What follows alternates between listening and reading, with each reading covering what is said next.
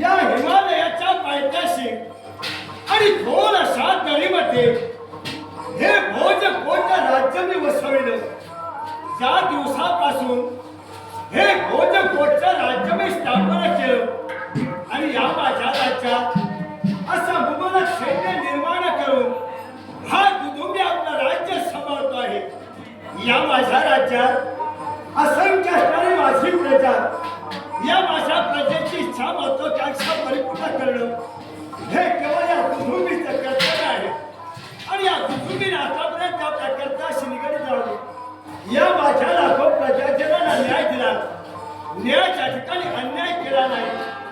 न्यायनीती धर्माला अनुसरून जो मी माझ्या लाखो प्रजाजनांना न्याय दिला तो या माझ्या प्रजेला मान्य झाला. म्हणून ही माझी प्रजा राजा तुझुकीच्या नावाचा उगवण करताय. प्रत्येकाच्या मुखात हे बाळपणारे शब्द ऐकले, मन कसं माझ्या आनंदाला भरून गेलं. याला कारण काय? तर हे भोजकोट राज्य म्हणजे हिमालयाच्या पायथ्याशी अशा या खोल दरीमध्ये हे छोटंसं राज्य मी स्थापना केलं. त्या दिवसापासून आजपर्यंत या राज्याच्या बाहेर मी केव्हा चुकूनही वळून पाहिलं नाही. असं असताना एके दिवशी नारद मुनीची आणि माझी भेटाभेट झाली. नारद मुनीच्या मुखाचे शब्द बाहेर पडले, अरे कुटुंबी, या तुझ्या भोजकोटच्या राज्यात तू वास्तव्य करतोय. या राज्याच्या बाहेर केव्हा जाऊन आजूबाजूचं वातावरण पाहिलं का? नारद मुनीला म्हटलं, आजूबाजूचं वातावरण हे अजूनपर्यंत मी माझ्या जीवनात पाहिलं नाही. मग जा कुटुंबी, या तुझ्या राज्याच्या बाहेर जा आणि आजूबाजूचं वातावरण पहा.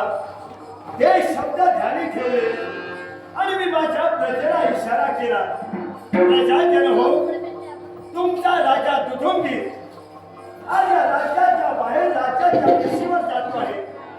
आजूबाजूचं वातावरण पाहावं आणि क्षणभर आपल्या मनाचं समाधान करावं. या हेतूनं आज मनाचा निश्चय केला. क्षणभर आपल्या राज्यात थांबण्यापेक्षा या राज्याच्या बाहेर राजवेश्वर उभं राहून चारी बाजूला दिसणारं वातावरण पाहावं आणि क्षणभर आपल्या मनाचं समाधान करून द्यावं. यासाठी ठरल्याप्रमाणे आजचा निर्णय आणि कोणीही शब्द पूर्ण करण्यासाठी राजा तुझोबी